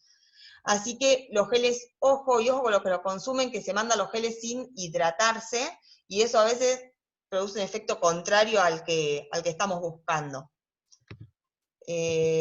Después, bueno, acá me quedaron las barras energéticas que ya las había nombrado, que están buenas como alternativa, más que nada para las colaciones, para los que tienen trabajos, viste, que van, vienen, para llevarlas, digamos, en la mochila. Bueno, hasta ahí tenemos de suplemento. Pregúntenme lo que quieran, las dudas. Y aunque no esté acá, también me pueden preguntar. Si lo sé, se los respondo. Guille, ahí me surgió una duda escuchando Sí. lo del suplemento, pero que tiene que ver con lo anterior. En nuestro deporte no se consume tanto glucógeno, no necesitamos tanto incorporarlo. Entonces una dieta, la típica frase, bueno, antes de competir comer fideos, está totalmente mal para nuestro deporte. ¿Antes qué? ¿Para qué no escuché esa parte? Antes de competir o antes de entrenar o porque estás entrenando mucho, cargate hidratos de carbono, comer fideos, no sé, pastas. En nuestro deporte no sería tan recomendado. Claro, eso es todo lo que está cambiando ahora, viste que te decía, no, claro, nosotros tenemos un deporte explosivo, en general, viste, tenemos los rounds que son de 2 minutos, en general te comes el sistema de fosfocreatina apenas arrancás, y después sí empezás a usar glucosa, pero la glucosa no solamente viene del glucógeno muscular, también tenés esto que, como te digo, que estamos metabólicamente adaptados y usamos también las grasas para convertirlas en glucosa dentro del organismo y que nos sirvan de combustible en ese momento. Todo depende de la dieta que vos vengas llevando y de la planificación que tengas. ¿Sí? Que yo un poquito iba a hablar después de eso. Por ejemplo, si yo tengo un atleta que tiene una dieta rica en hidratos de carbono porque le gusta comer hidratos, porque así me rinde, ¿sí? Es necesario que, por ejemplo, 4 horas antes más o menos de la competencia, me coma un plato de fideos que se va a ir absorbiendo de a poco y voy a tener esa energía para competir. Y, por ejemplo, que 30 minutos antes también me coma un puñado de frutos secos, de pasas de uva, para que tenga ese hidrato en ese momento, porque está adaptado para eso. Y ya está adaptado, o sea, lo alimenté así durante el entrenamiento, lo tengo que alimentar así durante la competencia. Me cambia un montón si yo tengo un atleta que viene con una dieta, por ejemplo, una cetogénica, porque le gusta entrenar en cetosis o está adaptado así, o un paciente que consume pocos hidratos, ahí no sería tan necesario hacer esa carga de hidratos, ¿sí? Como te digo, varía muchísimamente, mucho en cada individuo y también en cómo llegó a la competencia. A ver si yo tengo la atleta que cortó peso, que se mató, que no sé, bajó 3 kilos, 4 o 5 antes de competir, a ese lo voy a tener que cargar, porque los músculos son una baba, ¿sí? Lo voy a tener que hidratar bien, le voy a tener que cargar de hidratos porque ese lo va a necesitar. Si yo tengo un paciente como Axel, por ejemplo, que llega bárbaro a las competencias en cuanto a peso, pedo lo voy a hacer comer fideo, pan y esto, los puede comer para su rendimiento energético, pero no es sumamente importante. ¿Me explico?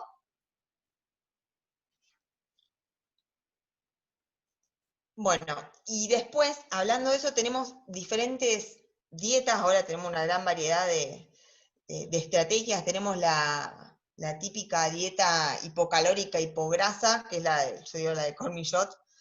A mí no me gusta mucho, bueno, que ahí les puse el porcentaje de hidratos, de grasas y de proteínas que tienen, es la dieta, la antigua, la clásica, no es muy recomendada para atletas.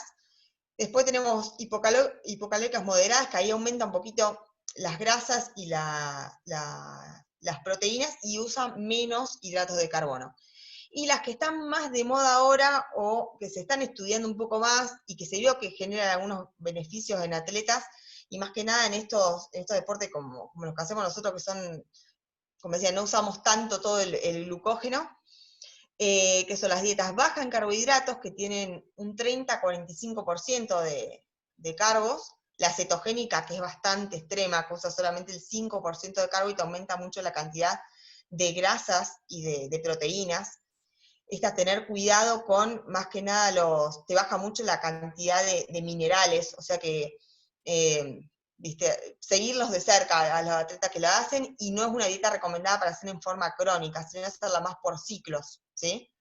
Y después está la hiperproteica en normograsa, que está buena, que tiene un 35-45 de hidratos, es una cantidad aceptable de hidratos, 25-30 de grasas y 35 de proteínas.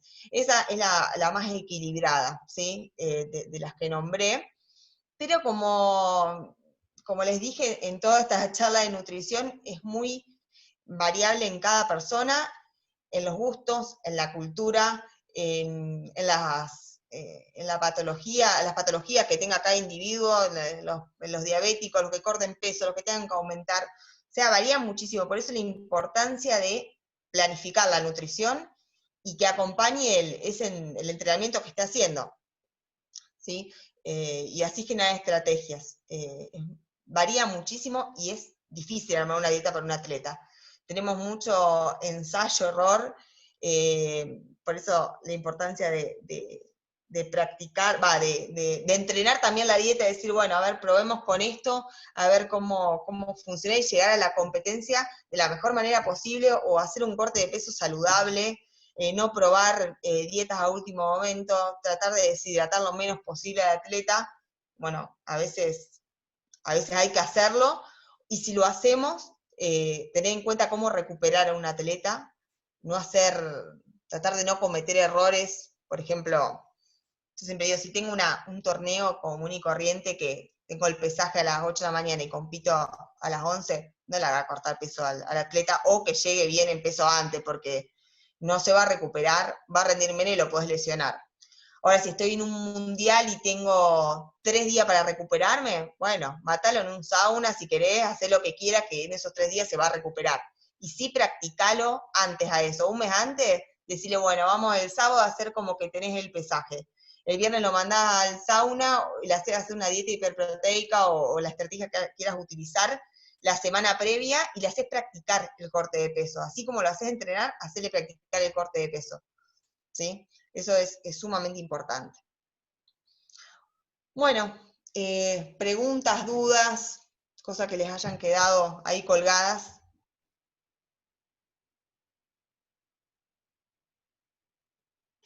Es súper amplio el tema de nutrición. También, si quieren que les mande artículos, tengo de todo, dieta cetogénica, de suplementos, me avisan y les voy mandando. Hay de todo para hacer, y está bueno, es súper interesante.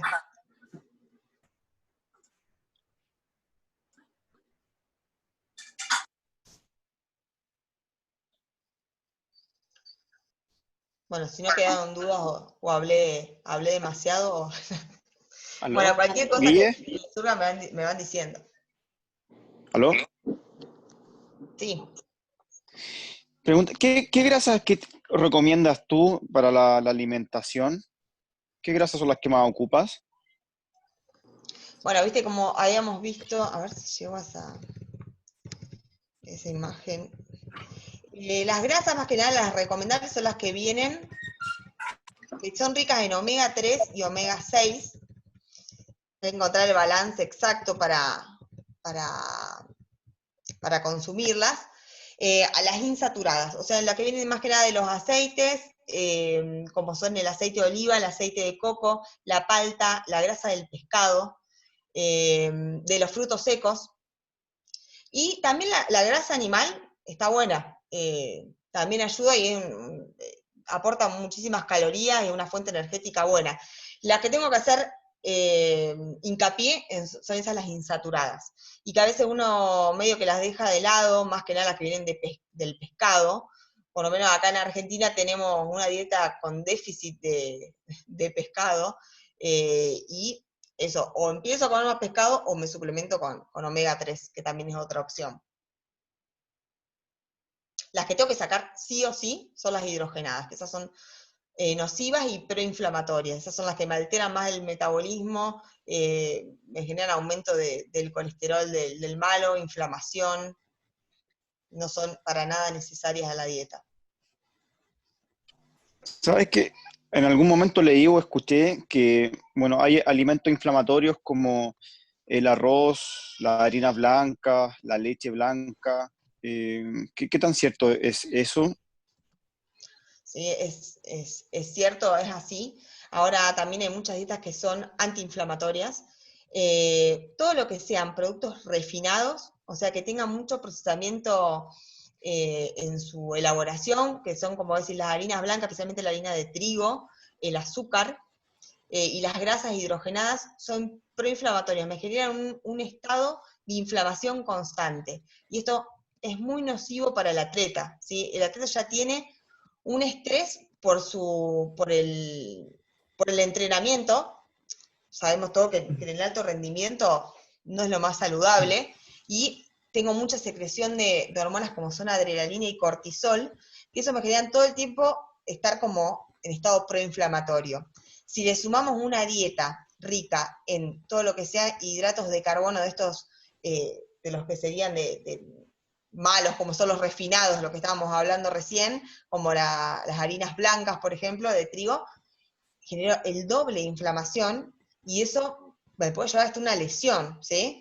Como también, bueno, a enfermedades inflamatorias, que hay muchísimas. Está ahora en discusión el tema del cáncer, la dieta como uno de los factores causantes del cáncer, ¿sí? Así que sí, es muy cierto lo de las dietas inflamatorias.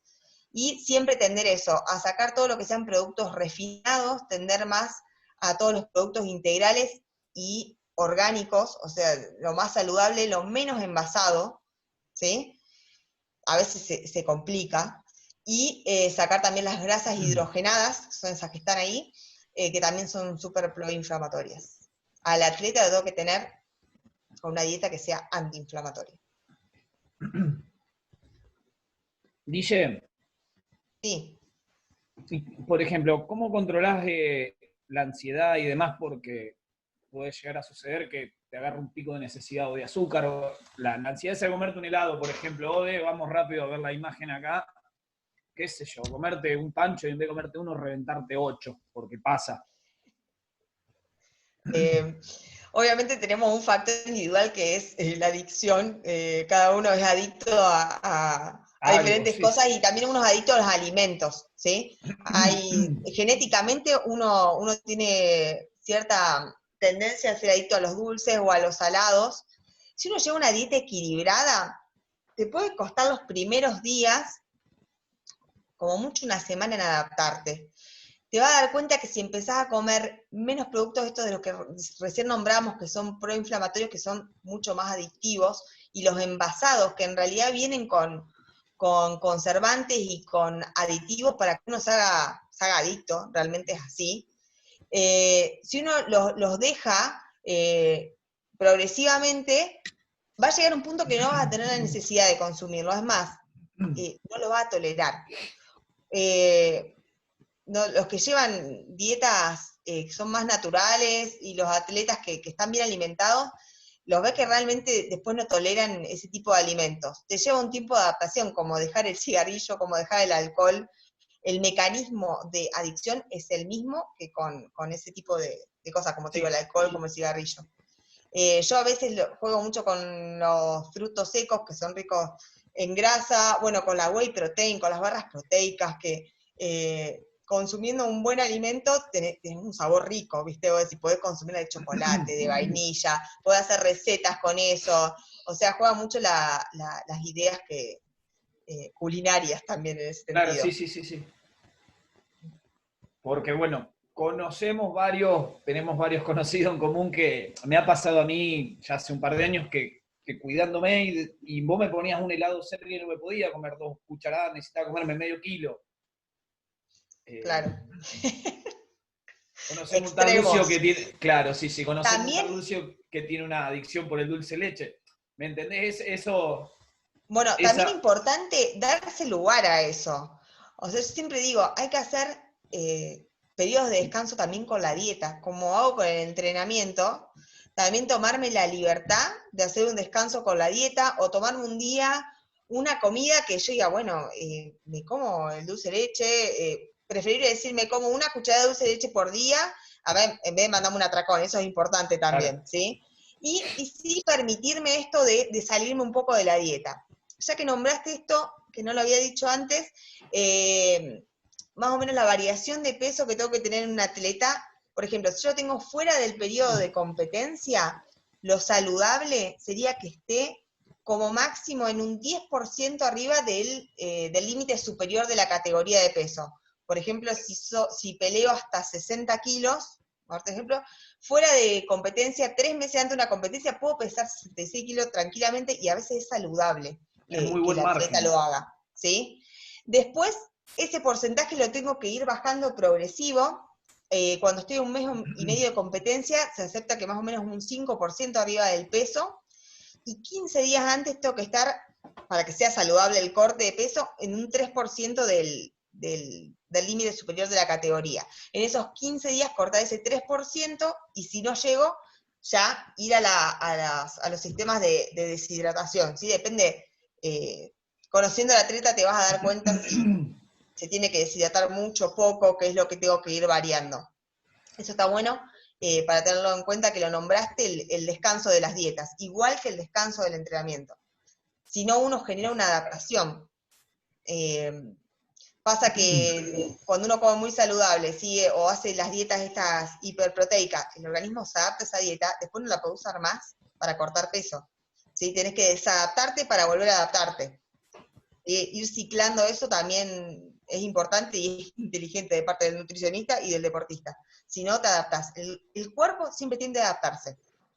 ¿Sí? Así que jugar con la alimentación también está bueno. Genial.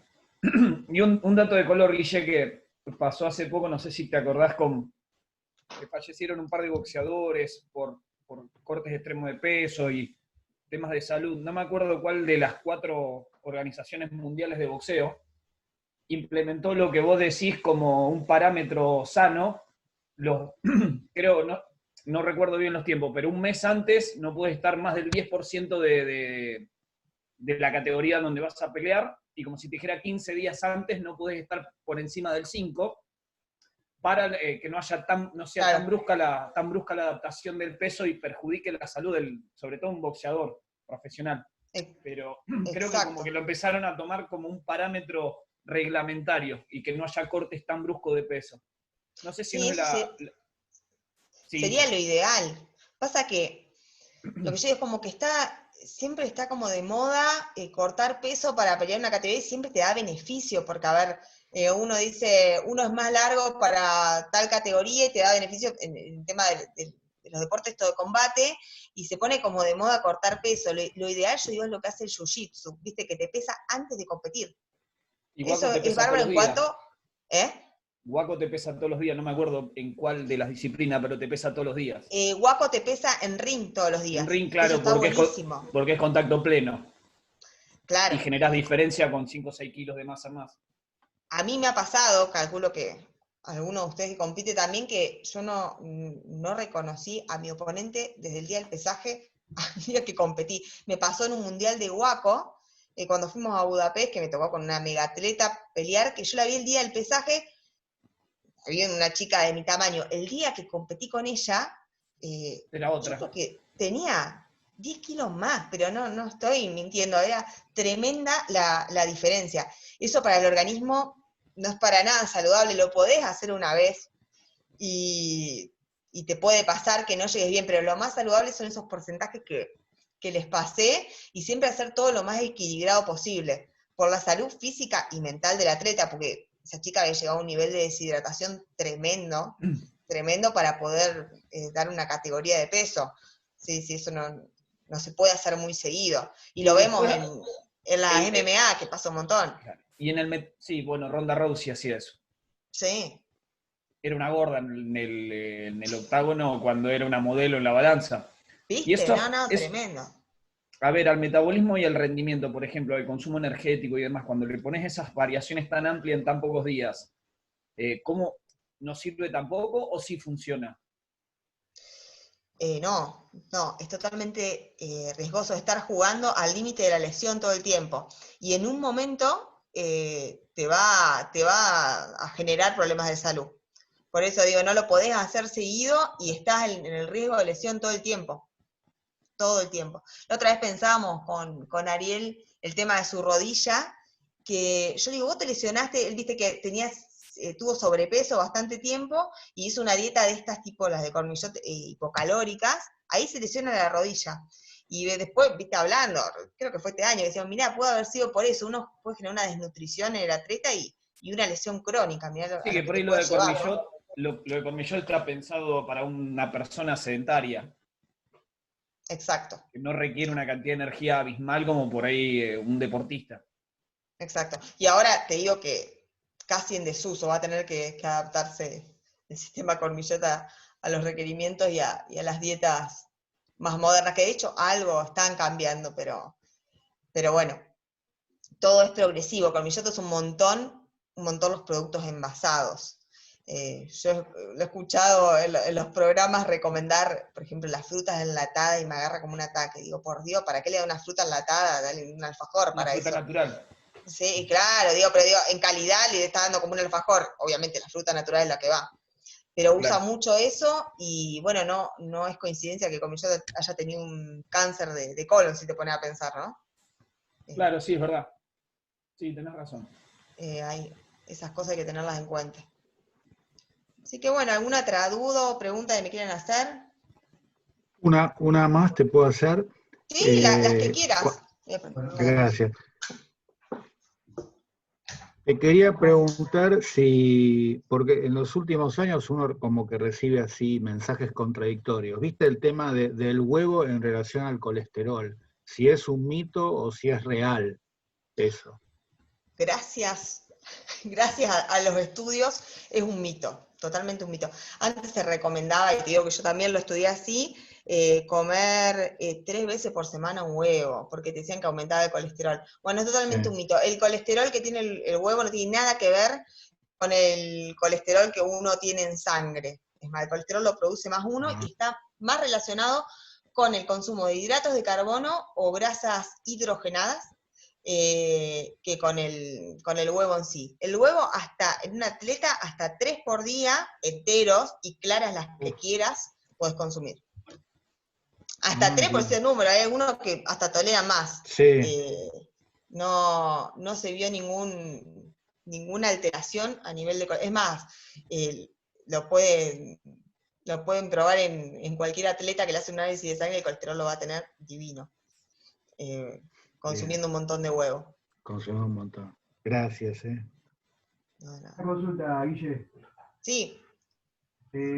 ¿Cuánto tiempo es aconsejable para adaptar o desadaptar en una dieta? Por ejemplo, yo me imagino una dieta y para que el organismo no se me adapte a esa dieta, ¿y cuánto tiempo tengo que arrancar la dieta para tener una ganancia con esta dieta, digamos?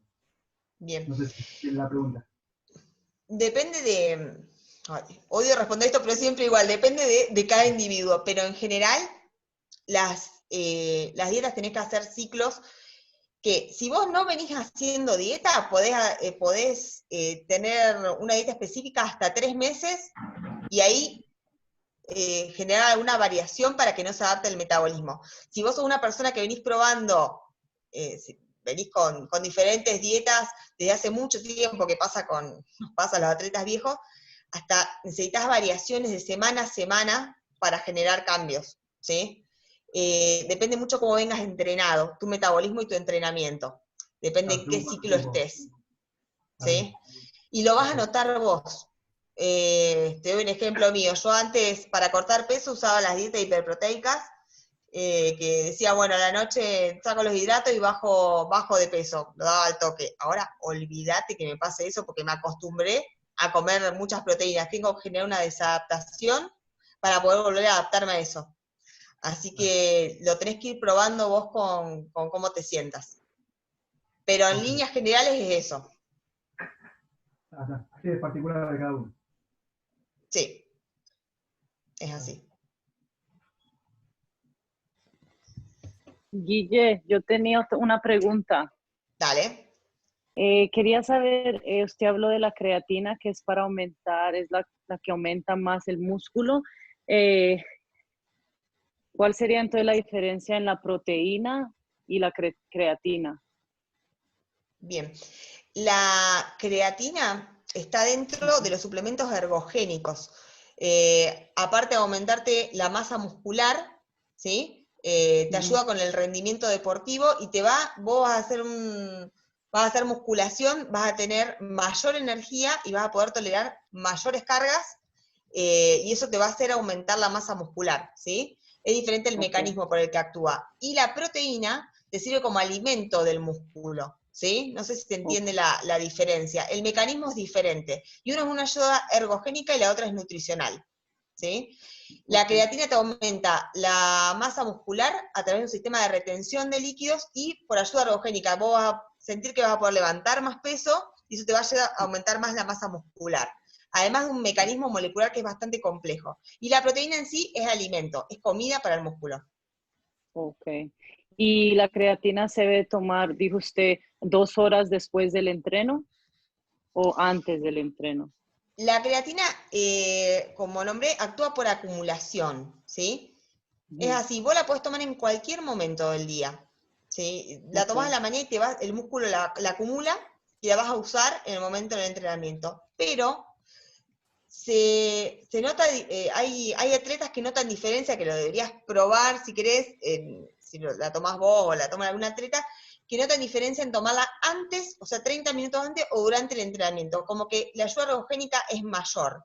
No se sabe si eso es un efecto placebo o es un efecto aparte molecular de la creatina, pero si uno la tolera mejor en ese momento y le sirve, le rinde más el entrenamiento, tomala 30 minutos antes durante el entrenamiento. Si no, la podés tomar en cualquier momento del día que se acumula en el músculo. Ok, gracias. No, de nada. Guille, te hago una consulta. Dale. En la ventana metabólica, fuera de los suplementos, ¿qué alimentos recomendás ingerir? No recuerdo si lo dijiste.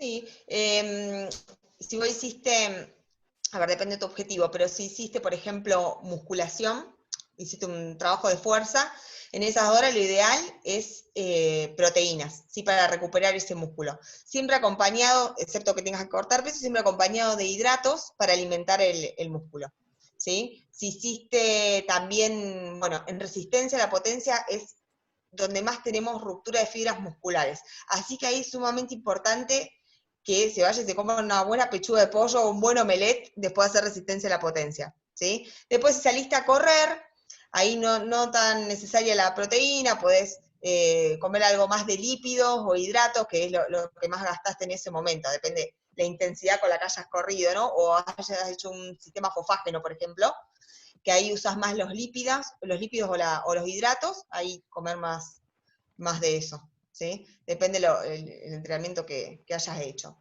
Pero lo de resistencia es importante porque te destruye las fibras musculares.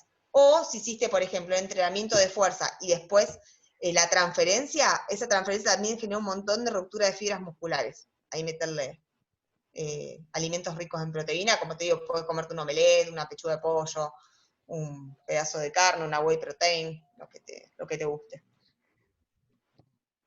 Gracias. No, de nada.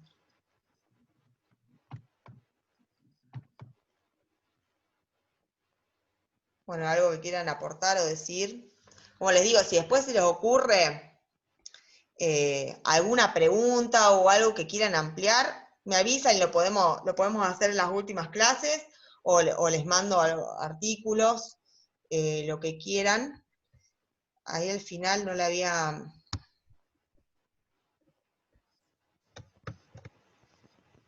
Les nombro la página que tenemos con Ariel, que es todo de entrenamiento y nutrición.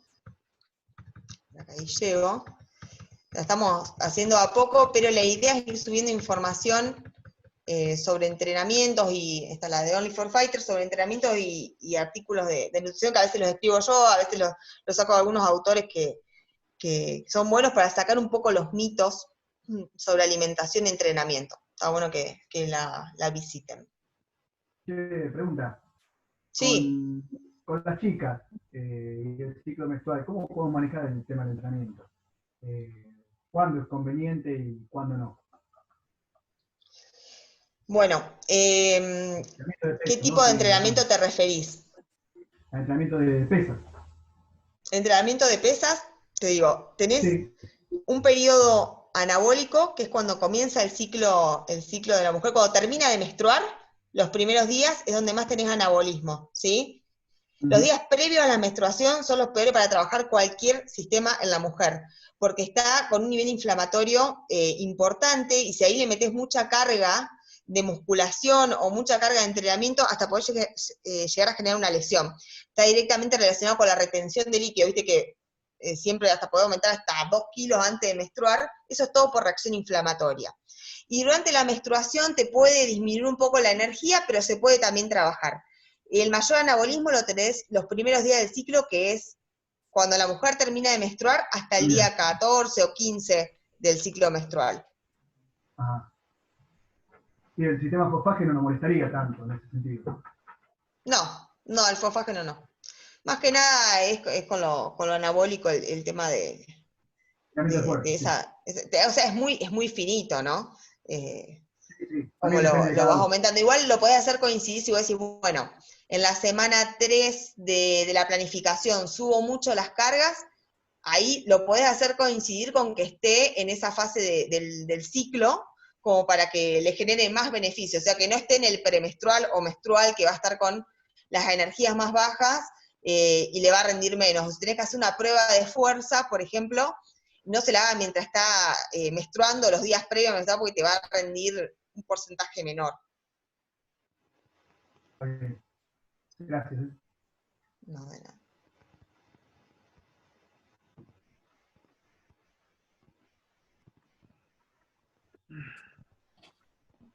Bueno. Terminaron. ¿Nadie tiene más dudas? ¿Preguntas? Perfecto. Bueno, seguramente Guille durante la semana va a ir acercando algo de material y lo pondremos en el Facebook, así pueden contar con eso, o me solicitan a mí el módulo y se los paso, le paso las imágenes y la información que ella hoy... Sí, le subimos ahí el Power. Y como les digo, lo que quieran de artículos extras, me van pidiendo. Guille, creo que al principio habías hablado igual un poquito, pero no sé si, viste, con todos estos cambios culturales en la alimentación también, de dietas vegetarianas, veganas, eso en lo que es el deportista, viste, que hay muchos que ya están incorporando este tipo de dietas.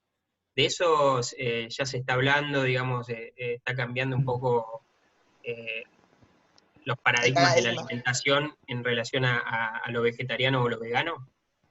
Sí, está cambiando. Hoy en día, como les decía, resulta como difícil, por así llamarlo, cubrir todas las necesidades energéticas con una alimentación vegana, por ejemplo, es difícil. En la teta de alto rendimiento. El vegetariano es más fácil porque consume lácteos y consume huevos. no quita que dentro de 20 o 30 años todo eso se desestime y seamos todos vegetarianos, ¿me entendés? Está cambiando bastante la visión.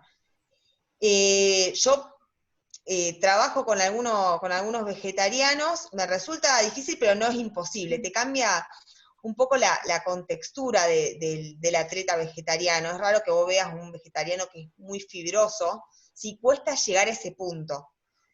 Igual a veces no es necesario, capaz que rinde bien igual, ¿me entendés? Es ir probando y, bueno, seguirlo más de cerca al vegetariano, y ni hablar del vegano.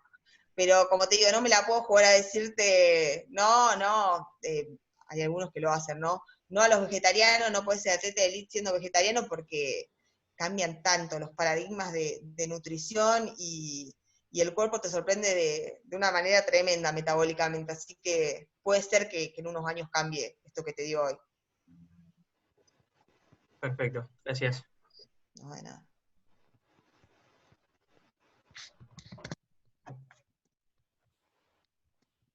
Bueno, si no tienen más dudas, y está como todo claro. Bueno, gracias Guille por el módulo. Nada. Espero que le haya sido útil Muy bueno. a todos, que le aporte algún dato más, algo de parámetros que tenemos que tener muy en cuenta, principalmente a la hora de llegar cerca de la competencia y el corte de peso, que eso es fundamental. Se cometen muchos errores hoy en día. Incluso, bueno, hoy a la mañana también hablaron un poquito sobre los viajes y todo, preguntaron, que es bastante interesante. Algo hemos tocado y hablamos nosotros de cronobiología, que en cuanto a los viajes, como con el uso horario, cómo se va trastocando el sistema biológico y cómo va cambiando incluso hasta viajar al este o al oeste, las cosas que tengo que tomar en cuenta, si hay más de 7 horas de diferencia horaria, si debo descansar en el viaje, no debo descansar, cómo debo comer o hidratarme, y si debo entrenar en el día y todo. Hay todos los factores que están muy pegados a la nutrición y al descanso, hoy son más controlables, tenemos mucho más herramientas para no cometer errores, y es importante que comiencen a tenerlo en cuenta y a saberlo, porque primero van a estar mucho mejor detrás de la salud del atleta. Segundo, van a llegar al objetivo con mucho más eficacia. Y tercero, no van a estar con el cuello ese de error de poder cometer algún error que pueda ser tremendo para el rendimiento físico, ¿sí? Así que bueno, espero que le haya aportado algo más que creo que es sumamente necesario en el proceso de entrenamiento. La nutrición va ondulada junto con el entrenamiento, eso no hay ningún lugar a duda. El que no ondula su nutrición con el entrenamiento está cometiendo un gran error, porque se produce mucha fase catabólica en los entrenamientos, principalmente cuando tenemos un pico de intensidad muy alta.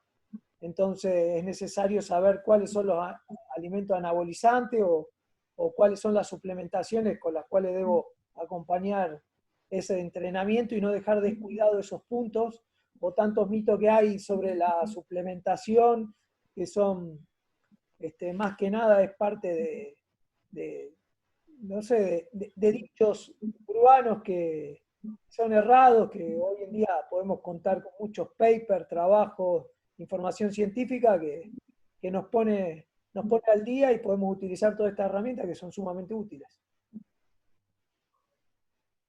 Si no tienen más dudas, nos vemos en 15 días. Espero sus consultas, lo que quieran, a disposición de todos, ¿sí? Buen fin de semana a todos, que la pasen muy bien. Gracias, Guille. De nada. Muchas gracias, Guille. Gracias, Ari. Gracias. Saludos. Muchas gracias. Gracias. Nos estamos viendo.